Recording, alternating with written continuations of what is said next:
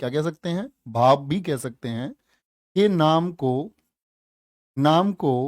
क्या बोलते हैं हम, संज्ञा कहते हैं। क्या बोलेंगे, इसको हम संज्ञा कहते हैं। ठीक है, तो आप लोग प्यारे बच्चे मुझे एक एक उदाहरण बताएं।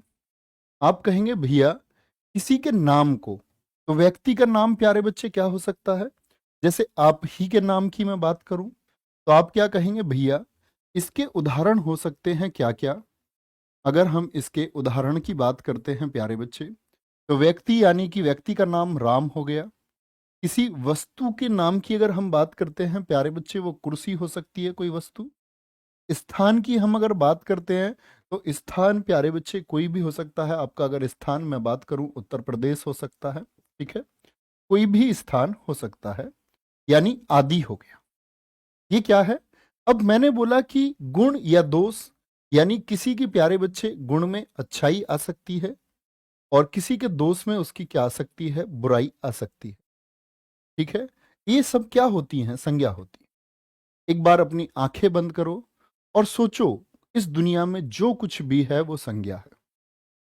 आंखें बंद करो और कुछ इमेजिन करो, फिर आप ये पाओगे दुनिया में भैया मैं अभी दीवार देख पा रहा हूँ, दीवार हाँ जी एक संज्ञा है। मैं पंखा भैया देख पा रहा हूँ, संज्ञा है। मेरे सामने ये टेबल है, किताब है, कॉपी है, पेन है, घर है, छत है। तो क्या बोलोगे भैया, ये सब संज्ञा है। नदी है, पेड़ है, जमीन है, क्या है, सब कुछ संज्ञा है। तो जो सब कुछ आप देख पाते हैं या जो नहीं देख पाते हैं वो क्या है, वो संज्ञा है। ठीक है, इतनी बात समझे। अब मैं बात करता हूं संज्ञा के भेद। क्या बात करेंगे, अब हम बात करने वाले हैं संज्ञा के भेद। कितने भेद होते हैं संज्ञा के, कौन कौन बच्चा जानता है? तो जो जानते भी हो ना इसको, वो भी एक बार पढ़ लेना, 1 से 1.5 घंटे में सारी चीजों का रिवीजन हो जाएगा। तो इसमें कोई आप लोगों का घाटा नहीं है। अच्छा, संज्ञा के भेद में प्यारे बच्चे पहली संज्ञा आती है आपकी व्यक्तिवाचक संज्ञा। क्या बोलोगे, व्यक्तिवाचक संज्ञा आती है। ठीक है, व्यक्तिवाचक संज्ञा। दूसरी संज्ञा कौन सी आती है हमारी, दूसरी संज्ञा इसमें आती है प्यारे बच्चे आपका जातिवाचक। क्या बोलोगे, दूसरी संज्ञा भैया जी इसमें आती है जातिवाचक संज्ञा। ठीक है, तीसरी संज्ञा इसमें कौन सी आती है आपका जातिवाचक के अलावा अगर हम बात करते हैं तो हम कह देंगे भाववाचक संज्ञा इसमें आती है। कौन सी, भाववाचक संज्ञा इसमें आएगी। ठीक है जी, अब समझना प्यारे बच्चे। तो मैंने बोला कि संज्ञा के भेद 3 है, लेकिन किसमें, आधुनिक हिंदी में 3 भेद हैं।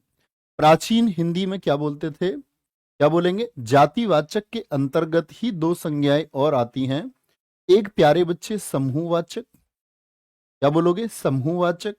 और एक होती है प्यारे बच्चे आपका पदार्थवाचक, जिसको हम द्रव्यवाचक, अंग्रेजी में जिसको आप मैटेरियल नाउन पढ़ते हुए आए होंगे, तो ये क्या है आपका द्रव्यवाचक है। तो कहने का मतलब है प्राचीन में 5 थे, आधुनिक में 3 हैं। तो आज इन तीनों से ही क्वेश्चन पूछे जाते हैं। बड़े ध्यान से समझेंगे ये क्या होती हैं भैया, हम कैसे पहचान पाएंगे और कैसा क्वेश्चन पूछा जाएगा। अभी मैं आपको क्वेश्चन भी दिखाऊंगा प्यारे बच्चे। तो संज्ञा के भेद कितने, आधुनिक रूप से 3। बड़े ध्यान से समझना। अब मैं पूछूं आपसे, अगर पहले भेद की हम बात करें, व्यक्तिवाचक भैया, हम क्या 3 लाइन से पहचान सकते हैं? सिर्फ ये 3 लाइन पढ़ना प्यारे बच्चे और संज्ञा क्लियर। व्यक्तिवाचक संज्ञा कैसी होती है, एक वचन होती है। कैसी होती है, एक वचन होती है। वो दृश्य भी होती है, यानी वो दिखती भी है। क्या बोला मैंने, कि वो दिखती भी है। और याद रख लेना, वो दुनिया में अकेली होती है। ये किताब की परिभाषा नहीं है, ये मेरी परिभाषा है, लेकिन आप लोग इससे समझ सकते हैं आसानी से। वो क्या होती है, वो दुनिया में अकेली होती है। ऐसे नहीं मतलब कि जैसे कोई कोई अकेला रहता है, तो वो वाला अकेलापन नहीं, मतलब दुनिया में इसके जैसा कोई और नहीं होता। दुनिया में इसके जैसा कोई और नहीं होता। जैसे अगर मैं बात करूं, राम शब्द है, राम किसी का नाम है भैया, राम। बबीता किसी का नाम है। मुझे आप छोटी चीजें बताना, तो जो राम है, जो व्यक्ति का नाम है राम, इंसान जो राम है, बबीता जो है वो दिखती है या नहीं? हाँ या ना, बोले ये दृश्य है या नहीं है, विजिबल है ये या नहीं है। आप कहेंगे भैया दृश्य तो है, कोई बबीता आपके पड़ोस में होगी, आपको दिखती होगी या नहीं? राम आपके पड़ोस में है, आपको दिखता होगा या नहीं? अच्छा, राम एक वचन है या नहीं है? बोलो, राम एक वचन है या नहीं है? अच्छा, आप में से कोई ऐसा बच्चा है जो मुझे राम का बहुवचन बना के दिखा सके? आप कहेंगे नहीं। और दुनिया में अकेली होती है वो।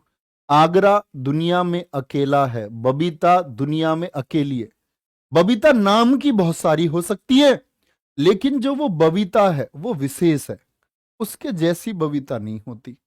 आप कहेंगे नहीं भैया आप झूठ बोल रहे हैं, कहते हैं दुनिया में एक जैसी शकल के 7 लोग होते हैं। तो बच्चा शकल के 7 लोग होते हैं, पूरे शरीर के नहीं, इसीलिए हम बोलते हैं हम शकल। तो उनकी शक्लें मिलती हैं, पूरा शरीर नहीं मिलता उनका, ठीक है? तो हम शकल इसीलिए कहा जाता है। तो क्या बोलोगे? हर कोई विशेष है। आप दुनिया में विशेष हो तो आप व्यक्तिवाचक संज्ञा हो। तो क्या बोलेंगे? आगरा हो गया भैया। आप अपने शहर का नाम सोचे, आप अपने इंटर कॉलेज का नाम सोचे, वो विशेष है। क्या बोलोगे? वो विशेष है, ठीक है? राम, बबीता, आगरा। अच्छा भैया, हम जातिवाचक को कैसे पहचानेंगे?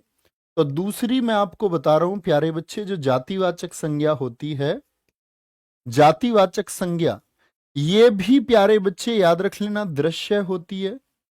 कैसी होती है? दृश्य होती है, लेकिन जिसके जैसे और हों। ये मोटी सी परिभाषा है जो आपके दिमाग में रहेगी, जिसके जैसे और हों, ठीक है? और प्यारे बच्चे, अगर हम बात करें, इसका बहुवचन बन सकता है। भाई राम का थोड़ी बना सकते हो, कभी रामो कर दोगे क्या? आगरो कर दोगे क्या? आगरो। बबीताओं कर दोगे क्या? नहीं कर पाओगे। अच्छा, अब ध्यान से आएंगे प्यारे बच्चे। मैंने बोला जातिवाचक दृश्य होती है, हाँ जी दिखेगी, जिसके जैसे और हो। तो किसके जैसे और होते हैं जरा बताना? तो आप कहेंगे भैया जी, मैं अगर बात करूं पेड़, पेड़ के जैसे और पेड़ होते हैं या नहीं होते? बोलो एक बार। मैं आपसे बोलूं आम के जैसे और आम होते हैं या नहीं? गाय के जैसी और गाय होती हैं या नहीं होती? बोलो। गुलाब के जैसे और गुलाब होते हैं या नहीं होते? कुर्सी के जैसी और कुर्सी होती है या नहीं होती? अगर मैं बात करूं लड़के, तो लड़के का मतलब क्या हो गया? बहुवचन। बोलो बात को। तो ये दिखती हैं चीजें या नहीं दिखती? हाँ जी, जिसके जैसे और हो। देखो, आगरा के जैसा कोई और नहीं हो सकता, दिल्ली आगरा के जैसी नहीं है। तो समझे बात को? कुर्सियां बहुवचन बन जाएगा, इनका बहुवचन नहीं बनेगा। पूरी दुनिया की मैं आपसे देखो 10 चीजें पूछूंगा और आप 1 सेकंड लगाओगे बताने में, 3 लाइन सिर्फ याद रख लेना, और करोड़ों नाम आपको याद हो सकते हैं। करोड़ों तो एक मतलब मजाक है। देखेंगे ध्यान से। तो अगर हम बात करें प्यारे बच्चे, तीसरी है भाववाचक। क्या बात करोगे? भाववाचक। ये होती है अदृश्य। तो मैं आपसे पूछूं कौन सी संज्ञा है जो अदृश्य होती है? क्या होती है? अदृश्य होती है। और एक मेरी परिभाषा है, जिसे प्लेट में ना परोस सकें। क्या बोलोगे? जिसे प्लेट में ना परोस सकें, मतलब जो प्लेट में नहीं रखी जा सकती, जिसको आप प्लेट में नहीं रख सकते। समझना भाई कैसे? तो अगर हम बात करें अदृश्य, जिसको प्लेट में ना रख सके, जैसे प्यारे बच्चे कोई भाव हो गया किसी का। मैंने बोला बुराई, क्या बोला? बुराई हो गया, ठीक है? और याद रख लेना, ये कैसा वचन होता है? ये भी एक वचन होती है। तो बुराई हो गई आपका, हम कह सकते हैं प्यार हो गया, ये एक भाव है, फीलिंग है। क्रोध हो गया, क्रोध। किसी से आपको प्यारे बच्चे मोहब्बत है, क्या है? मोहब्बत है, प्यार है, इश्क है। तो ये सब क्या होते हैं? ये भाव होते हैं। अच्छा, अगर मैं आपसे बोलूं बुराई को प्लेट में रख के ले आओ, ले आओगे क्या? आप कहोगे भैया प्लेट में तो पेड़ भी नहीं रखा जा सकता। रख सकते हैं, प्लेट का साइज बड़ा होना चाहिए। प्लेट अगर बड़ी है तो प्यारे बच्चे बिल्कुल रख सकते हैं। कुर्सी को रख सकते हैं, हाँ जी। गाय को रख सकते हैं, हाँ जी, प्लेट बड़ी होनी चाहिए, ठीक है। अच्छा, अगर हम बात करें भैया बबीता को रख सकते हैं प्लेट में, हाँ